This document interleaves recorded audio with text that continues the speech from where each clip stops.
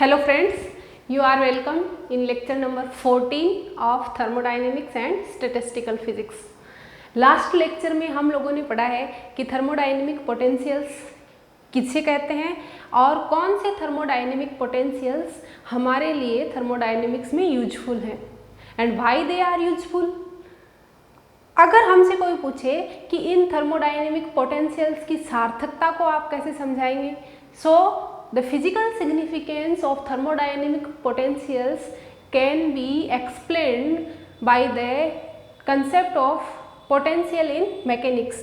जैसे कि मैकेनिक्स में पोटेंशियल होता है और हर सिचुएशन में बॉडी जब बॉडी इक्विलिब्रियम में जाती है, मैकेनिकल इक्विलिब्रियम में जाती है तो पोटेंशियल को मिनिमाइज करने की कोशिश करती है। सिमिलरली इन थर्मोडायनेमिक्स जब कोई सिस्टम थर्मल इक्विलिब्रियम में जाता है तो वह अपने इन थर्मोडायनेमिक पोटेंशियल्स को मिनिमाइज करने की कोशिश करता है। कौन से थर्मोडायनेमिक पोटेंशियल को किस कंडीशन में मिनिमाइज करेगा, ये हम पिछले लेक्चर में देख चुके हैं।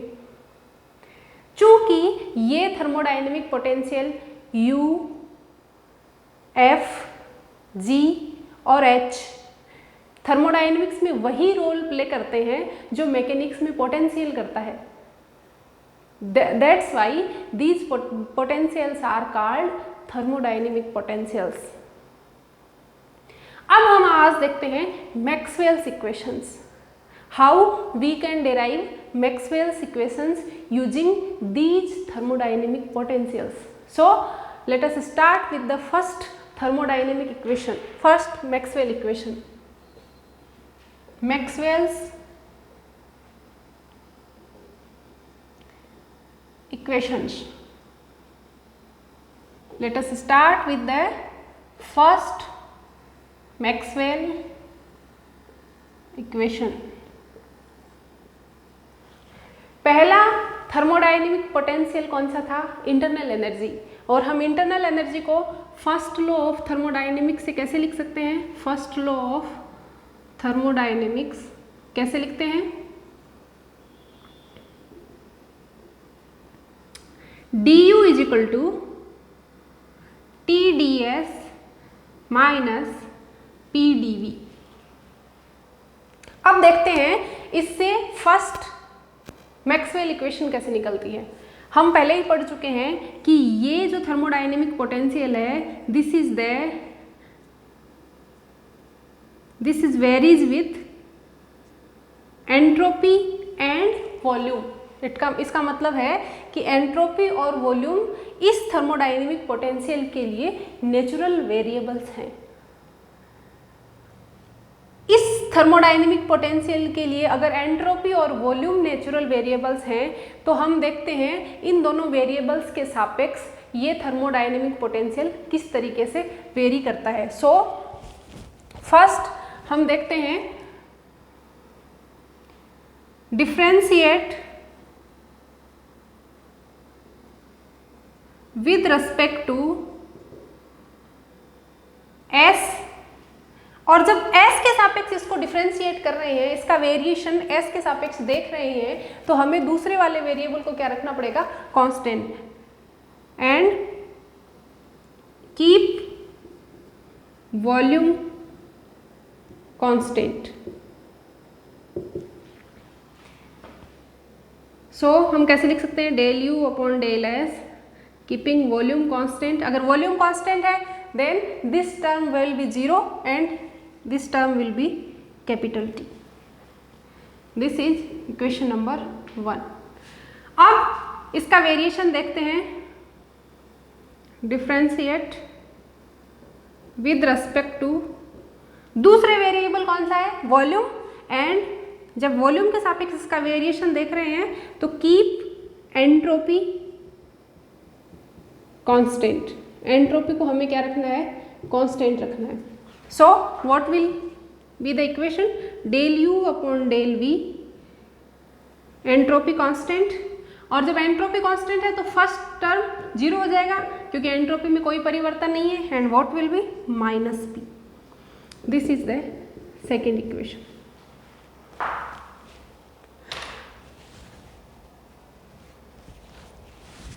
अब अगर फर्स्ट इक्वेशन को वॉल्यूम के सापेक्ष डिफरेंशिएट किया जाए और एंट्रोपी कांस्टेंट रखी जाए तो क्या होगा? फर्स्ट इक्वेशन को वॉल्यूम के सापेक्ष डिफरेंशिएट किया जाए, differentiate with respect to volume keeping entropy constant, तो क्या होगा? Del U upon del S del upon del V और एंट्रोपी कांस्टेंट ये लीजिए del T upon del V and entropy constant. This is the equation number 3। इसी प्रकार second equation को entropy के सापेक्ष डिफरेंशिएट करते हैं और वॉल्यूम को कांस्टेंट रखते हैं। Then what will happen?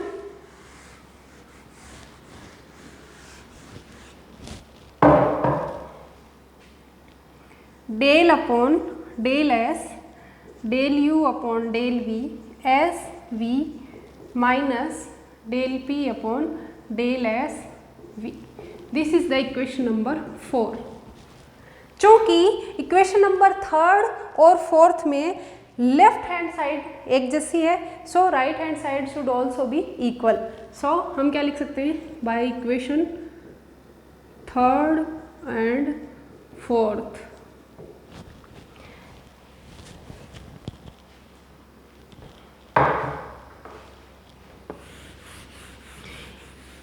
Third equation और फोर्थ इक्वेशन में क्या लेफ्ट हैंड साइड एक जैसी है? यस और नो?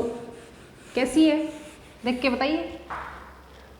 देखिए थर्ड इक्वेशन में एनर्जी का पहले एंट्रोपी के सापेक्ष डिफरेंशिएशन है, देन वॉल्यूम के सापेक्ष, और फोर्थ इक्वेशन में उस एनर्जी का पहले वॉल्यूम के सापेक्ष डिफरेंशिएशन है एंड देन एंट्रोपी के सापेक्ष। क्या दोनों बराबर है? यस। क्यों? क्योंकि यहाँ पे जो इंटरनल एनर्जी है that is the function of state, और जो भी फंक्शन ऑफ स्टेट होते हैं दोज वेरिएबल्स आर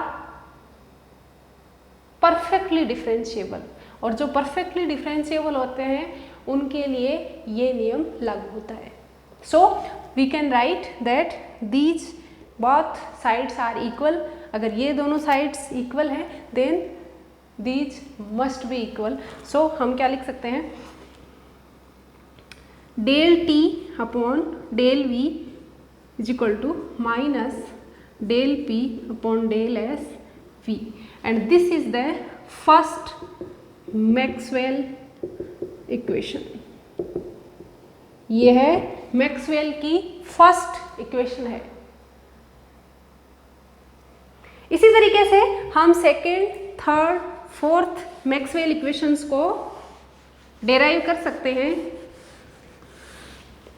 चलिए आगे चलते हैं। Second Maxwell equation, second Maxwell's equation, और सेकेंड मैक्सवेल इक्वेशन को डेराइव करने के लिए हम क्या काम में लेते हैं? F is equal to U minus T S, और इसका वेरिएशन हम पहले ही देख चुके हैं। df किसके बराबर है? df is equal to minus S D T minus P D V, और इसका यूज करते हुए हम सेकेंड मैक्सवेल इक्वेशन निकालेंगे सिंपली वैसे ही जैसे हमने फर्स्ट मैक्सवेल इक्वेशन के लिए किया है। यहाँ से हमें पता चलता है कि हेल्महोल्ट्ज़ फ्री एनर्जी दो वेरिएबल्स पे डिपेंड करती है। First is temperature, second is volume. एक बार एक वेरिएबल के सापेक्ष इसका डिफरेंशिएशन करेंगे, दूसरे को कांस्टेंट रखेंगे। दूसरी बार दूसरे के सापेक्ष डिफरेंशिएशन करेंगे, फर्स्ट को कांस्टेंट रखेंगे। Then again we will change the variables and we will differentiate again same ऐसे ही लेफ्ट हैंड साइड इक्वल होगी और राइट हैंड साइड को इक्वल रखेंगे, जिससे हमें सेकेंड मैक्सवेल इक्वेशन मिलेगी। चलो करते हैं, let it happen.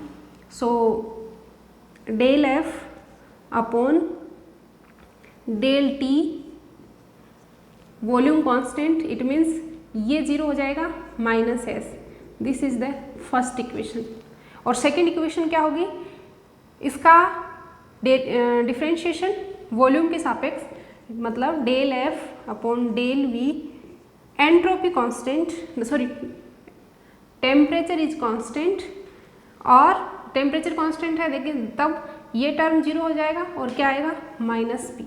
This is the second equation. इस इक्वेशन का डिफ्रेंशिएशन करते हैं वॉल्यूम के सापेक्ष, del upon del V, del F upon del T V, volume के सापेक्ष डिफ्रेंशिएशन कर रहे हैं, टेम्परेचर कांस्टेंट रखेंगे, minus del S upon del V, और टेम्परेचर कांस्टेंट है। This is the equation third. इस सेकेंड इक्वेशन का डिफ्रेंशिएशन करते हैं टेम्परेचर के सापेक्ष, del upon del T, del F upon del V, temperature के सापेक्ष डिफ्रेंशिएशन कर रहे हैं, volume constant is equal to minus del P upon del T volume constant. This is the fourth equation. चूंकि f is again the perfect differential quantity, so left hand side of equation 3 and equation 4 are equal, and this leads us that right hand side of these equations should be equal। तो हमें कौन सा Maxwell समीकरण मिलेगा, second. और second Maxwell equation क्या है, minus del S upon del V T is equal to minus del P upon del T V. अगर माइनस को हटा देते हैं then del S upon del V T is equal to del P upon del T V. This is the second Maxwell's equation. बहुत ही आसानी से derive किए जा सकते हैं। This is the second Maxwell's equation. So बहुत ही आसानी से सेकेंड मैक्सवेल इक्वेशन को निकाला जा सकता है, जो कि क्या है, del H upon del V at constant temperature is equal to del P upon del T at constant volume. अब हम डिराइव करते हैं थर्ड मैक्सवेल्स इक्वेशंस। और थर्ड मैक्सवेल इक्वेशन को डिराइव करने के लिए हम यूज करते हैं एंथैल्पी को। और एंथैल्पी को हम जानते हैं कैसे लिखते हैं, enthalpy H is equal to U plus P V. और एंथैल्पी में परिवर्तन DH को कैसे लिखा जाता है, third Maxwell's equation, H is equal to U plus P V. और इसमें डिफ्रेंशिएशन लिखते हैं तो DH, अगर याद नहीं हो कि DH को डिफ्रेंशिएशन की फॉर्म में कैसे लिखते हैं, तो बहुत ही आसानी से आप लोग निकाल सकते हैं। DH को कैसे लिखेंगे, DU plus PDV plus VDP। और DU को क्या लिखते हैं, TDS minus PDV plus PDV plus VDP।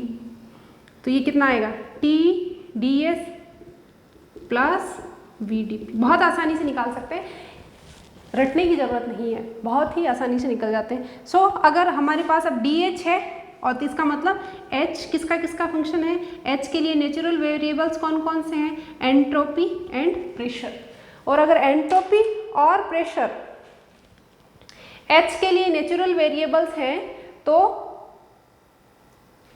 एक बार H को S के सापेक्ष डिफ्रेंशिएट करेंगे, P कांस्टेंट रखेंगे, दूसरी बार H को P के सापेक्ष डिफ्रेंशिएट करेंगे और S कांस्टेंट रखेंगे, फिर उन्हें अगेन विपरीत क्रम में डिफ्रेंशिएट करके इक्वेशंस को फॉलो करेंगे। तो मैं सीधा ही लिखती हूँ, पहले S के सापेक्ष डिफ्रेंशिएट करने पे क्या आएगा, del H upon del S at constant P is equal to, P constant S का मतलब ये टर्म 0 हो जाएगा, T, इक्वेशन नंबर 1। अब H को डिफ्रेंशिएट करते हैं P के सापेक्ष, एंट्रोपी कांस्टेंट है, अगर एंट्रोपी कांस्टेंट है इसका मतलब ये टर्म 0, यहाँ से क्या आएगा, V। This is the equation second. First equation को प्रेशर के सापेक्ष डिफ्रेंशिएट करते हैं del H upon del S.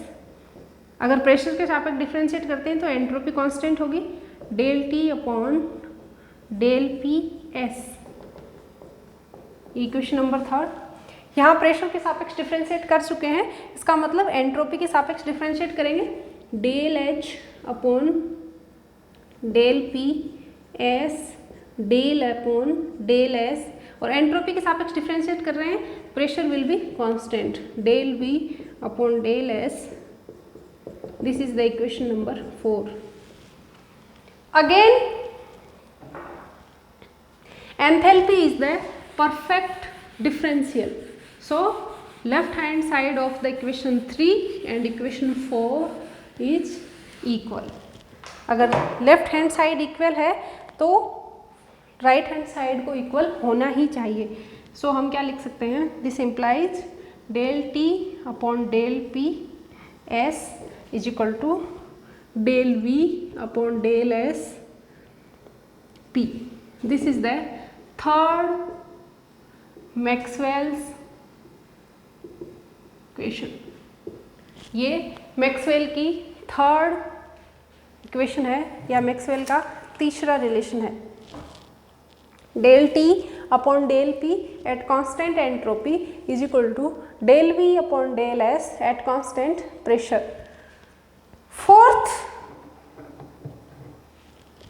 Fourth Maxwell equation के लिए हम चौथा थर्मोडायनेमिक पोटेंशियल काम में लेते हैं, और फोर्थ थर्मोडायनेमिक पोटेंशियल क्या है, गिब्स फ्री एनर्जी। और गिब्स फ्री एनर्जी के डिफरेंशिएशन को हम कैसे लिखते हैं,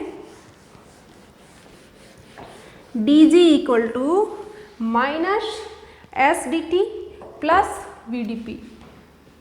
फोर्थ मैक्सवेल्स इक्वेशन कैसे लिखते हैं, g is equal to u plus P V minus T S, और dg जब लिखते हैं तो कैसे लिखते हैं, minus S D T plus V D P.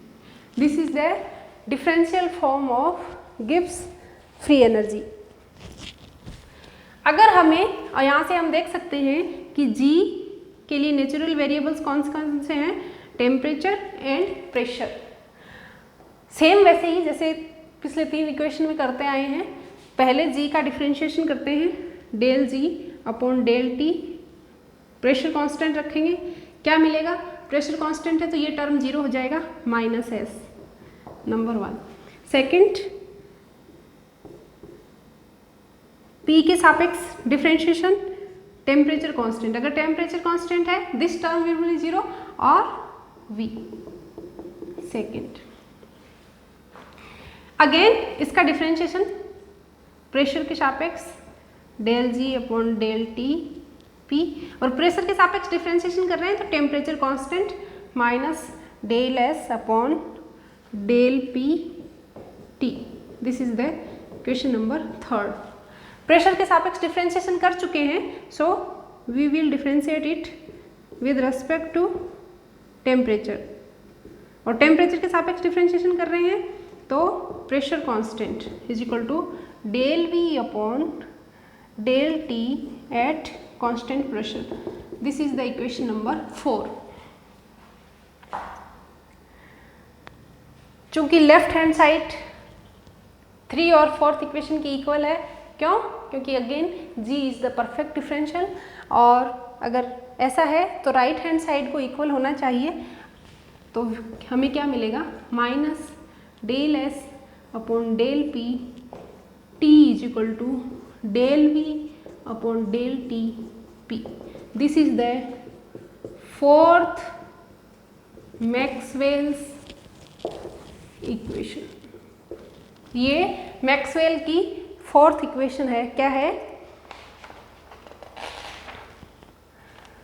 Minus del S upon del P at constant temperature is equal to del V upon del T at constant pressure. अब हम आगे पढ़ते हैं, मैक्सवेल की इन इक्वेशन का एक बहुत ही अच्छा एग्जाम्पल मान सकते हैं या आप उपयोग मान सकते हैं, that is the Clausius Clapeyron equation. Maxwell की इक्वेशन को यूज करते हुए क्लासियस क्लेपिरॉन इक्वेशन को डिराइव करते हैं। सो हम पढ़ते हैं Clausius Clapeyron equation, Clausius Clapeyron equations. Clausius Clapeyron equation को डिराइव करने के लिए मैक्सवेल की सेकंड इक्वेशन का यूज किया जाता है। मैक्सवेल की सेकंड इक्वेशन का यूज करते हुए हम क्लासियस की इस इक्वेशन को डिराइव करते हैं। और क्लासियस की ये इक्वेशन कहाँ पे काम में आती है? क्लासियस की इक्वेशन जैसा कि हम सभी जानते हैं क्या होती है, dp by dt is equal to L upon T delta V।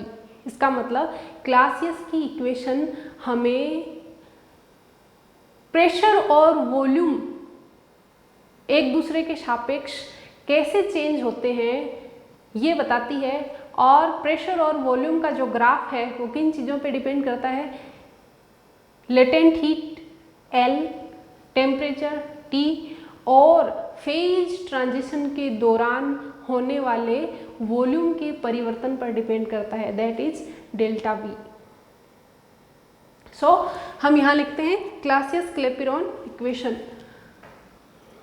First it was derived by, किसके द्वारा डेराइव की गई थी? क्लेपिरॉन के द्वारा, क्लेपिरॉन।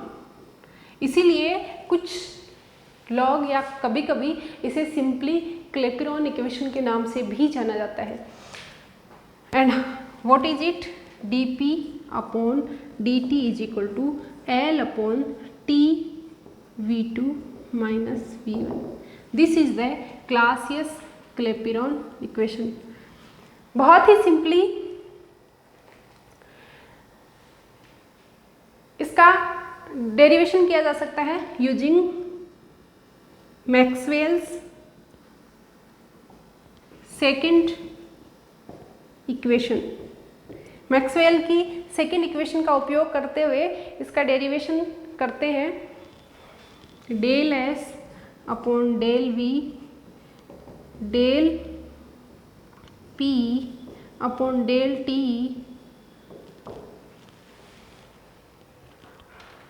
This is the Maxwell's second equation, second Maxwell equation. इसमें थोड़ा सा चेंज करते हुए हम क्लासियस की इक्वेशन तक पहुंचते हैं। सिंपली इसको T से मल्टीप्लाई कर देते हैं बोथ साइड से, तो इक्वेशन में कोई परिवर्तन नहीं हुआ। T delta S, T delta S को हम क्या लिख सकते हैं? Del Q। और फेज चेंज के दौरान जो ऊष्मा होती है उसमें टेम्परेचर क्या रहता है? फेज चेंज, जब कोई मटेरियल अपनी फेज चेंज करता है तो टेम्परेचर कांस्टेंट रहता है और जितनी भी ऊष्मा दी जाती है उस मटेरियल को वो सारी की सारी उसकी लेटेंट हीट के रूप में स्टोर हो जाती है। इसका मतलब फेज चेंज के दौरान, during phase change delta Q is equal to L। Delta Q जितनी भी ऊष्मा दी जाती है वो लेटेंट हीट के रूप में चली जाती है। सो हम TdS को क्या लिख सकते हैं? Delta Q। और डेल्टा Q को क्या लिख सकते हैं? L। तो सिंपली हम लिखते हैं इसको, यहाँ से ऊपर वाला हिस्सा हो गया L, नीचे आयतन में परिवर्तन मान लेते हैं, फाइनल आयतन V2, initial V1 is equal to T dP by dt। इसको ऐसे लिख सकते हैं dP upon dt is equal to L upon T V2 minus V1। This is the standard Clausius Clapeyron equation। इस Clausius Clapeyron equation का उपयोग boiling point और melting points के ऊपर प्रेशर का क्या प्रभाव होगा उसको देखने के लिए किया जाता है। चलिए एक एक करके देखते हैं कि इसका क्या प्रभाव होता है। यहाँ पे ध्यान रखने की बात यह है कि यहाँ पे हमने जो मास लिया है वो यूनिट मास लिया है, चूँकि डेल्टा Q क्या होती है? ml के बराबर होती है। हमने यहाँ पे इस इक्वेशन को सिंप्लीफाई वर्जन में रखने के लिए m को क्या लिया है? Unit mass. सो इसके एप्लीकेशंस देखते हैं।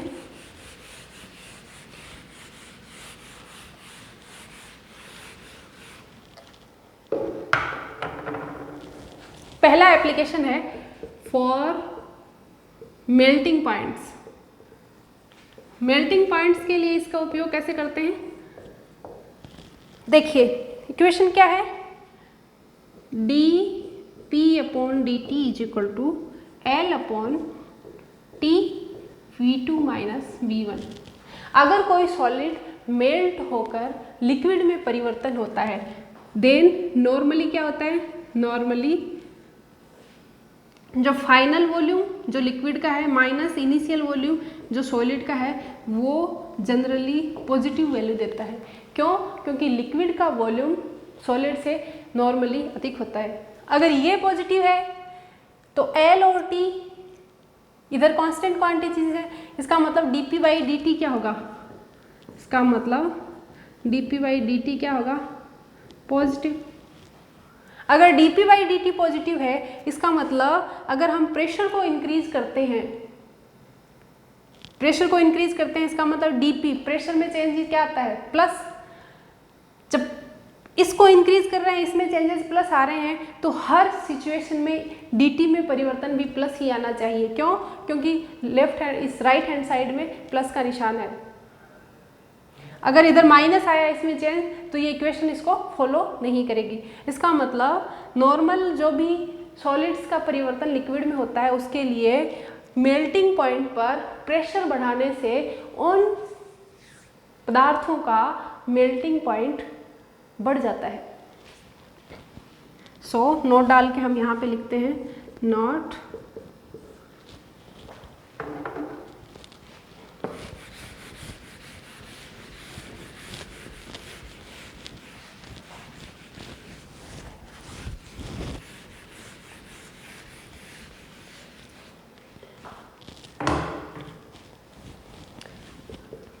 by increasing the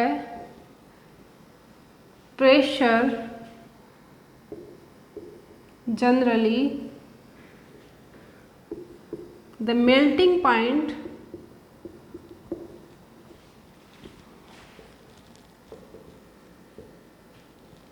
increases। पर इसका एक बहुत अच्छा एक्सेप्शन है और वो है वाटर, जो हम डेली यूज करते हैं। अगर वाटर को सॉलिड फॉर्म में आइस बोलते हैं, आइस को लिक्विड में बदला जाए, पानी में बदला जाए तो 4 डिग्री सेंटीग्रेड तक इसका आयतन क्या होता है, कम होता है। इसी वजह से बर्फ पानी पर तैरती है। तो इसका मतलब आइस को अगर लिक्विड में बदलते हैं तो एक्सेप्शन हम यहाँ पे लिख लेते हैं फॉर वाटर। वाटर यहाँ पे एक्सेप्शन है। वाटर के लिए final volume minus initial volume हमेशा क्या होगा, मेल्ट होते टाइम नेगेटिव होगा। और अगर ये नेगेटिव है it means dp upon dt is equal to negative. इसका मतलब जब प्रेशर में चेंजेस पॉजिटिव आते हैं तो टेम्परेचर में चेंजेस नेगेटिव आने चाहिए, या प्रेशर में चेंजेस नेगेटिव आते हैं तो टेम्परेचर में चेंजेस पॉजिटिव आने चाहिए। ये दोनों विपरीत साइन रखने चाहिए। इसका मतलब नोट डाल के यहाँ भी लिखते हैं by increasing the pressure of water the melting point of water decreases. When we increase the pressure the melting point of water decreases। इसका मतलब वाटर कम टेम्परेचर पर ही मेल्ट हो जाता है। अब दूसरा एग्जाम्पल देखते हैं। इसका क्लासेस क्लेपिरॉन के लिए दूसरा यूज देखते हैं for boiling points.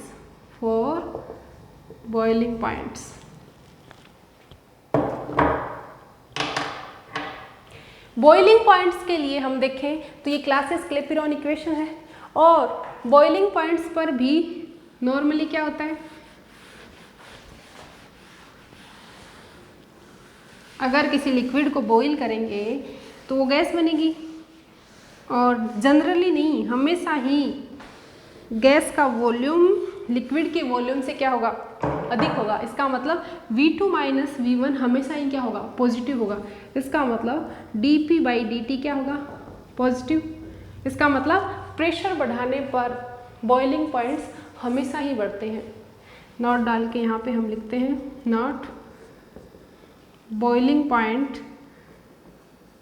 Increases with increasing pressure. इसके दो एग्जाम्पल हम यहाँ पे देख सकते हैं। फर्स्ट है हिली एरियाज।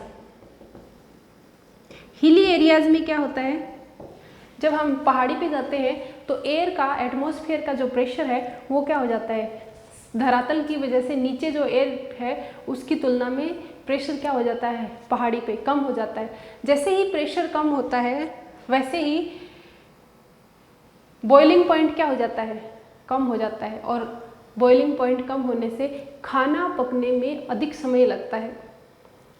इसके आगे लिखते हैं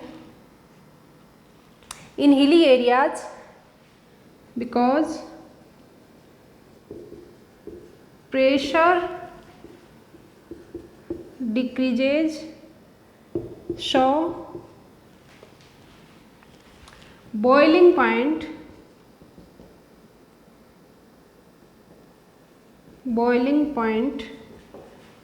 decreases due to which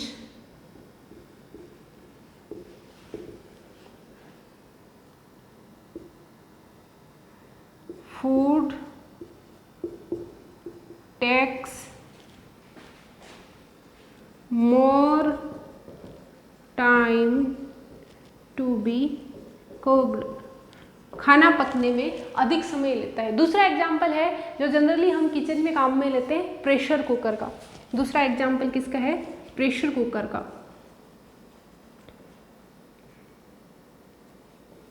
और प्रेशर कुकर में प्रेशर क्या होता है, बढ़ाया जाता है। जैसे ही प्रेशर बढ़ता है बॉइलिंग पॉइंट इंक्रीज हो जाता है, और बॉइलिंग पॉइंट इंक्रीज होने से खाना जल्दी पकता है। Pressure increases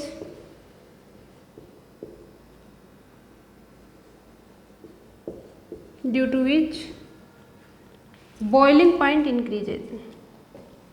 boiling point increases और खाना जल्दी पकता है।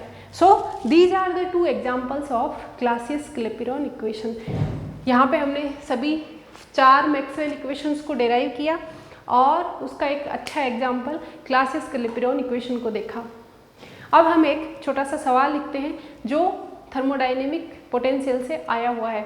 सो हम देखते हैं ये क्वेश्चन, ये आया हुआ है जेम 2016 में, 2016 में जेम में ये क्वेश्चन आया हुआ है। क्वेश्चन क्या है, if UHGF represents internal energy, enthalpy gives free energy and Helmholtz free energy respectively, then which one of the following is a correct thermodynamic relation। 4 thermodynamic relation दिए गए हैं और पूछा है कि कौन सा सही है। अगर हमने पिछली क्लास में थर्मोडायनेमिक पोटेंशियल्स पढ़े हैं और आपको अभी थोड़ा सा प्रैक्टिस है तो you can easily do this question. पहला थर्मोडायनेमिक रिलेशन दिया गया है du = PdV - TdS। क्या ऐसा होता है, नहीं। पहला थर्मोडायनेमिक इक्वेशन क्या होती है, TdS - PdV, du = TdS - PdV। इसका मतलब पहला सही नहीं है। दूसरा dH = VdP + TdS, ये करेक्ट आंसर है। So answer is B. हो सकता है जेम में एक से ज़्यादा ऑप्शंस सही होने वाले क्वेश्चंस भी आते हैं। सेम ही क्वेश्चन दोबारा से आए और इस बार 2 या 2 से अधिक या 3 या चारों भी सही दिए जाए और आपसे पूछा जाए कौन कौन सा ऑप्शन करेक्ट है। So you have to choose the correct options. तो इसका मतलब ये नहीं है कि सिर्फ एक क्वेश्चन आने से काम, एक सही चूज करने से काम चल जाएगा। जैम में चूंकि मल्टीपल चॉइस क्वेश्चंस आते हैं, सो हमें चारों थर्मोडायनेमिक रिलेशंस याद होने चाहिए। और मुझे नहीं लगता है कि बहुत ज़्यादा याद करने की कोई ज़रूरत है, बहुत ही सिंपल है। 4 फॉर्मूले याद करने हैं। U is equal to du is equal to TdS minus PdV, पहला याद ही रहता है क्योंकि फर्स्ट लॉ ऑफ थर्मोडाइनेमिक्स है। Second F is equal to U minus TS, ये फॉर्मूला याद रखना है। Second H is equal to U plus PV, ये याद रखना है। और G जब काम में लेते हैं तो ये दोनों तो आते ही हैं, H तो है ही, U प्लस PV और इसका वाला माइनस TS। अगर ये तीनों फॉर्मूले आपको याद है तो आप आसानी से इनके डिफ्रेंशिएशन करके DF, DH, DG निकाल सकते हैं और बहुत ही इजीली आप इनसे मैक्सवेल इक्वेशंस भी निकाल सकते हैं। ऐसा नहीं है कि इनको निकालने में बहुत वक्त लगता है। अगर आपकी प्रैक्टिस अच्छी है, आपने अच्छी प्रैक्टिस कर रखी है, then you can derive them quickly. और डेराइव करने का फ़ायदा ये है कि वहाँ पे गलती होने के चांसेज लगभग 0 है। हमारे पास याद करने के बहुत सारे तरीके हैं, PTVS की साइक्लिक ऑर्डर में है, ये है, लोग बहुत सारे तरीके बताते हैं। I never used those methods. क्यों? क्योंकि याद करने में अगर थोड़ा सा भी इधर उधर हुआ देन बहुत आसान सा सवाल आपका गलत हो जाएगा। लेकिन इन फॉर्मूलों से अगर आप डेराइव करते हैं और आपकी प्रैक्टिस अच्छी है, आपने 2-4 बार प्रैक्टिस किया हुआ है अच्छे से, तो गलती होने की कोई चांसेस नहीं है। You will always get the correct relationships, the right relationships. आज के लिए इतना ही। मैक्सवेल इक्वेशन के बाद अब हम अगले लेक्चर में पढ़ेंगे मैक्सवेल वेलोसिटी डिस्ट्रीब्यूशन। उसके खूब सारे फॉर्मूलाज हैं और चूँकि वो काइनेटिक थ्योरी ऑफ गैसेस के अंडर आता है, तो काइनेटिक थ्योरी ऑफ गैसेस ने कुछ अजम्पशंस मानी थी जो हम बहुत पहले पढ़ चुके हैं, वो भी फिर से काम आएंगी। आपसे अनुरोध है कि आप उन अजम्पशंस को एक बार रीड कर लें, उसके बाद उस थ्योरी को समझने में आसानी होगी। उसके कुछ रिलेशंस हैं वो आपको डेराइव करने हैं, उसके बाद आपको याद करने हैं। तो पढ़ते रहिए, मस्त रहिए। धन्यवाद।